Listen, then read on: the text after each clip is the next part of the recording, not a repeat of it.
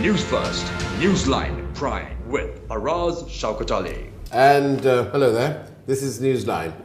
Unfortunately, it's not live, as always, but it's a recording.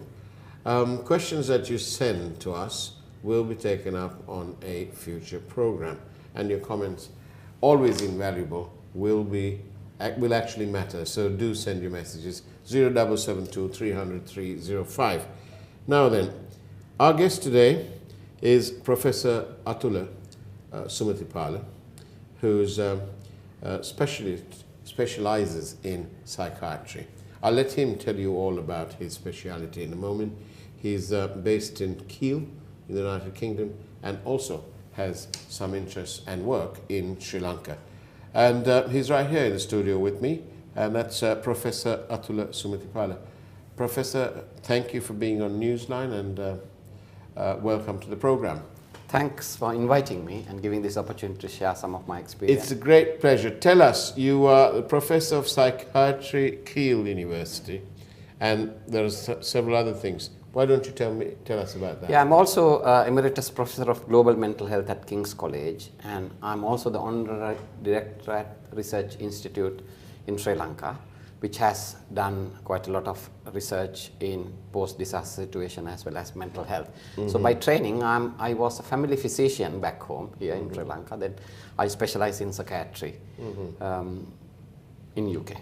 And post-tsunami, you did a lot of work. Yeah, I actually coordinated the psychosocial section of the Center for National Operation at that time, and was involved at grassroots level as well as in policy making, planning at that time. Yes. The people who were affected by what I call 21-4 in Sri Lanka, some of these people died whilst they were in church. I believe at least in one occasion, on one of them attacks, the service was actually ongoing. They were there to pray, and they lost their lives. Post the situation, how do you, as a psychiatrist, as a professor of psychiatry, how do you begin to explain to people, the survivors, the families, and so on, people who lost their lives, their parents' lives, and so on? How do you begin to balance? How does one, I think the question I'm trying to ask you is, how do you sustain your faith when the adversity has been so severe? Yeah, it's so ironical it happened because post-tsunami, we did a piece of research in Galle where we found out Sri Lankan people cope by investing on religious faith, whether they believe in Prophet Muhammad or Jesus Christ or Buddhist. And that's how they coped. They rely on karma, and that's how they came into terms with. So it's why I say it's ironical, the fact that it happened inside a church. Yes, people will start questioning the faith and the God, but that faith has to be re-established. It's not the fault of the God, or even it's not the fault of Allah, although the religious extremists did this. This is another word for God. Yeah. True. This is extremist group. Sometimes, things are beyond the control of anyone. It happened. And it happened so brutally, people will start questioning about the validity of faith, but there is much wider range of emotions. Exactly. You see, this is what I was going to say to you. These 21-4 attacks in Sri Lanka, if you like, it's nothing to do with us. Absolutely. This is some international global terror problem which has landed on our innocent shores.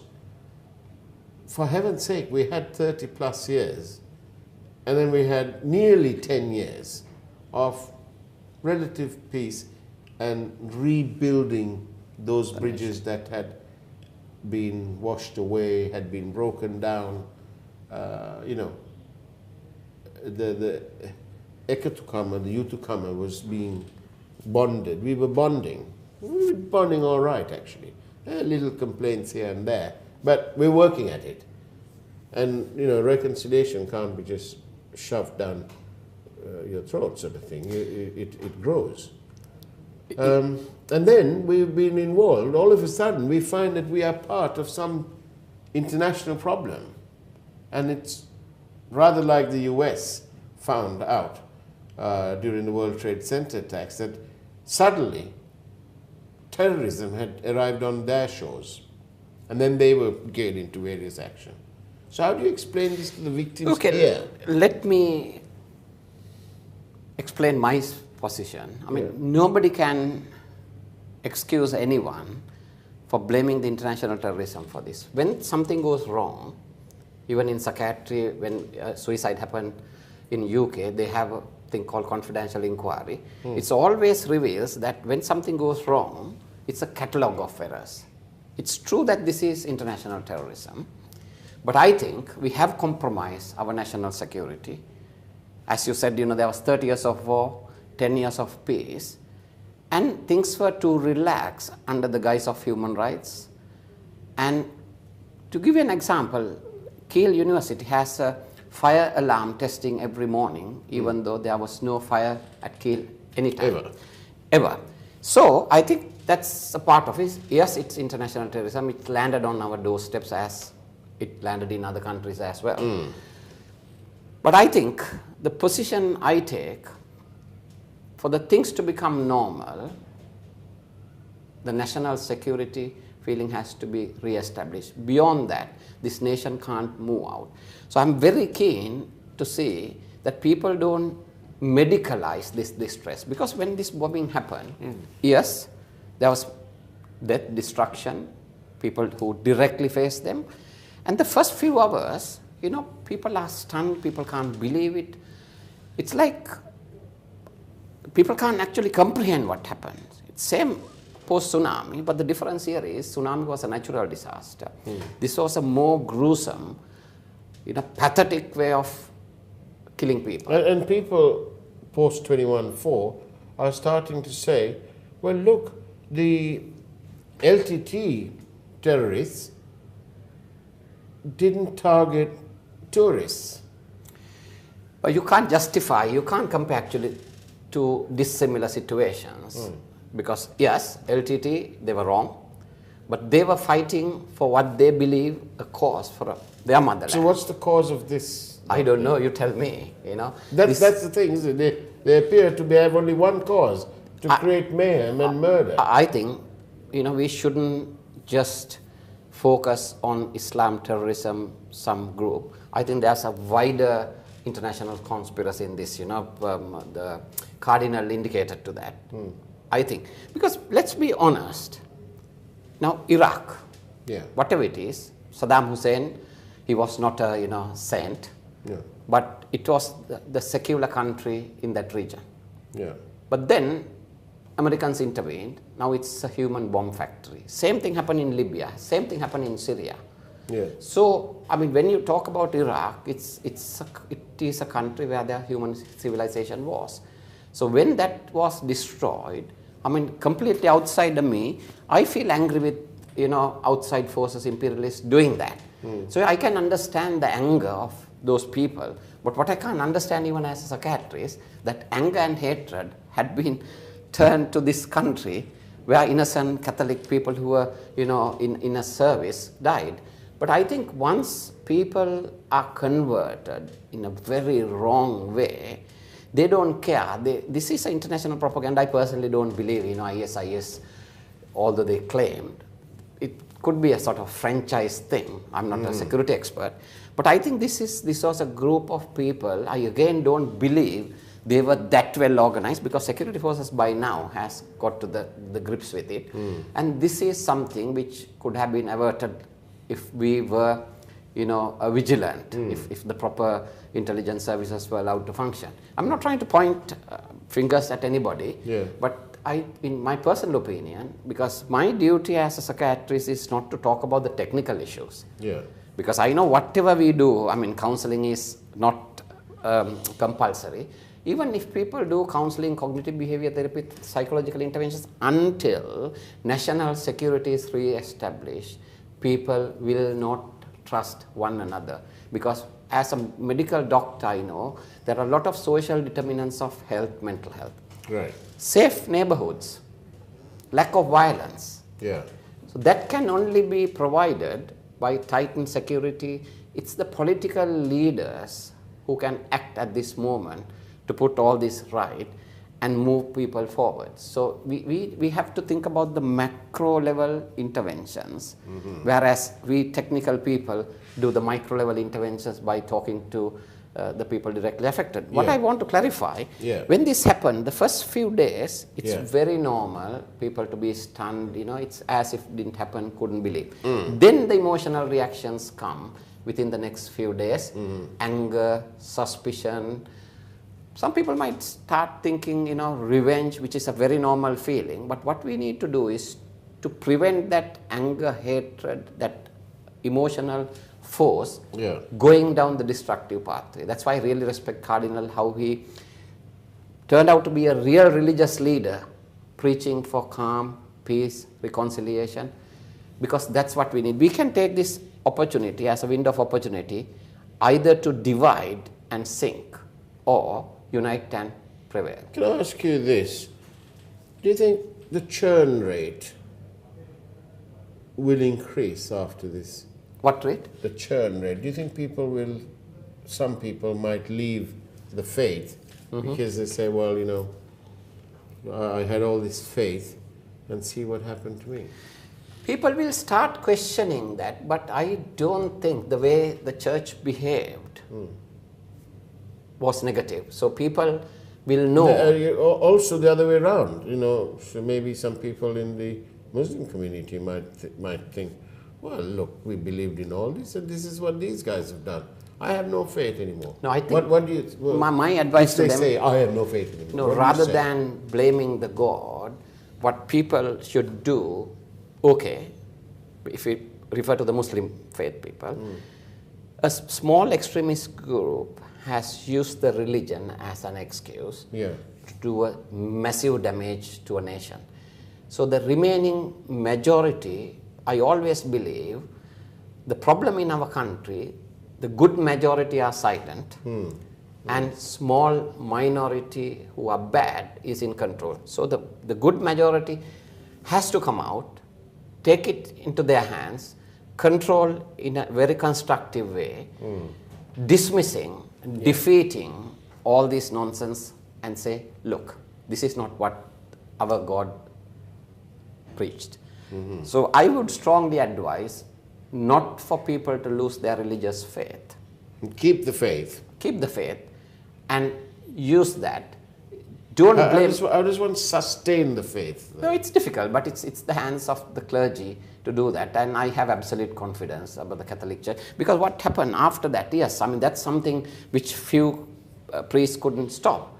But the way they behaved, the immediate aftermath. Now, for example, Sri Lanka has the infrastructure to face any of this. You see, all the physical damage, death, was handled very well by the hospital people. And the church did the right thing, security forces did the right thing. So disasters happen, whether they are man-made or not, but it's how we react. So as a nation, I think, post-tsunami, before the foreign interventions came, people in the vicinity intervened. It was same in this time as well. I have a great belief in this nation and all the infrastructures. For that matter, there are 100 psychiatrists compared to tsunami. There was only 20 psychiatrists. There are army of junior level mental health doctors. There is a very clear structure at the Ministry of Health. And in fact, I personally know I was involved. They're having a national plan with the Center for Disaster Management. They're coming together to address this properly. And there are doctors, frontline workers who actually handle the psychological needs as well. So this is a time where more than psychological treatment, people need psychosocial support, simple support. People feeling that they are not alone. And it's very important. And then people, you know, let's say they lived in this house with their siblings, their brother, you know, their parents. And let's say the parents are not there because they died in 21/4. Is there a rule of thumb, or is there a good rule? Is it better to stay in your old familiar surroundings with all your old memories? Or is it better to have a new surrounding, new memories? Yeah, there's no rule of thumb, but the thing is something what happens after such traumatic events, there's a thing called avoidance. People try to avoid, which is generally not promoted. So when you live in the same environment, yes, it will bring memories, they will come through emotions, they will cry. What you have to realize, when something happens, the incident and the emotions are tied together. Every minute you weep, cry, feel angry, all that. Only time will separate these. Memory will never go away. For example, the death anniversary, people might weep, cry. But with time, this can get separated. And every time you are reminded about the thing, they wouldn't be weeping, crying, or giving up everything. So it's very important for them to remain in that surroundings. Is crying good? Yes, yes, definitely. Not only crying, any emotion that comes up, better to express. But again, you have to remember some people cope by verbalizing their distress. Some people prefer by not talking. So we shouldn't force people to talk. At the same time, if people talk, we shouldn't stop them. And people might, it's also appropriate to express your anger in the appropriate way. For example, if I'm angry with you, I would say, I'm angry with you. I will verbalize it rather than acting. I wouldn't throw this glass of water at you. Because what you have to realize, all the emotions, sadness, anger, suspicion, it's a force. What our duty is to prevent that emotional energy going down in the wrong pathway. And my strong advice to everybody, opinion leaders, religious leaders, even political leaders, I don't know how much they will be honest to do that. Their duty is to try and take this window of opportunity. Yes, it's a distraction. It's a very bad opportunity to move forward, but use it rather than for distraction, rather than for disharmony, to create, bringing people together. All the different faiths has to realize, as a nation, our way forward is only by coming together and you know, challenging in a big way all these wrongdoings, whether it's done by politicians, religious leaders, or people. I think that's the duty of every citizen, and particularly the youth. I would very strongly advocate youth. I mean, we know mass media is used, Facebook and all that, but that shouldn't be used for, again, destructive, you know, promote violence, promote anger, hatred. To discuss about it and say, how can we move as a nation?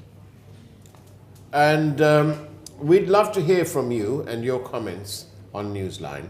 So the number is by SMS only, please, 0772 300 305. Newsline just loves to hear from you.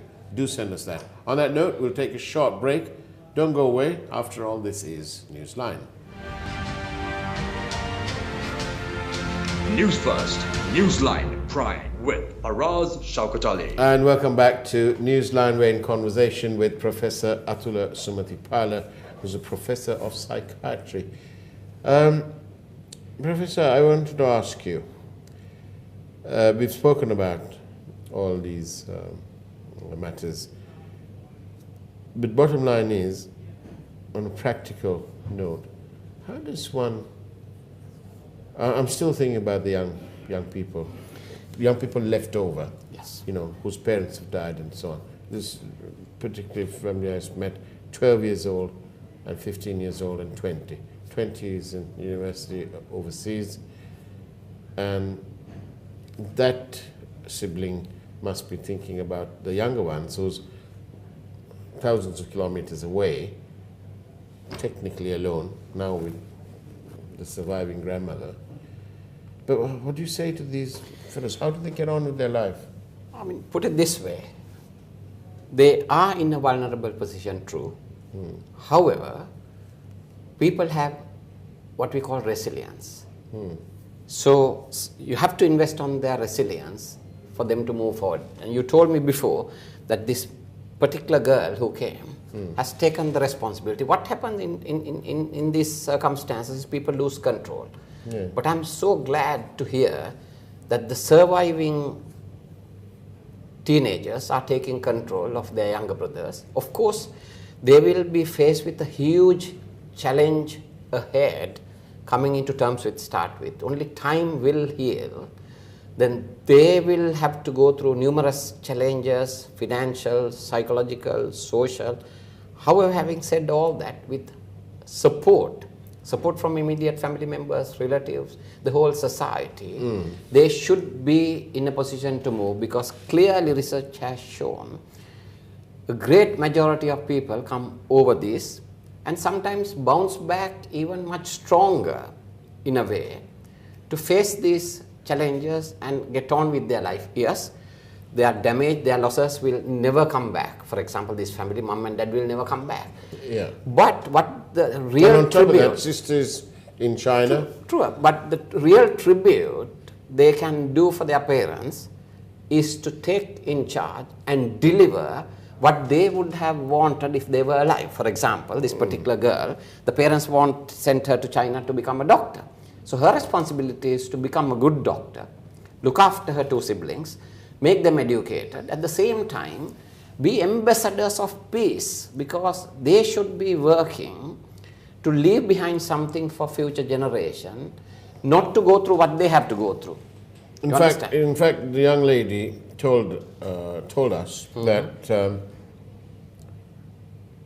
she wanted to make sure that the authorities did whatever possible so that other children wouldn't have to go through what she and her two younger brothers are going through now. Absolutely. So that's why I said national security is nation security, whether it's physical, psychological, social, political.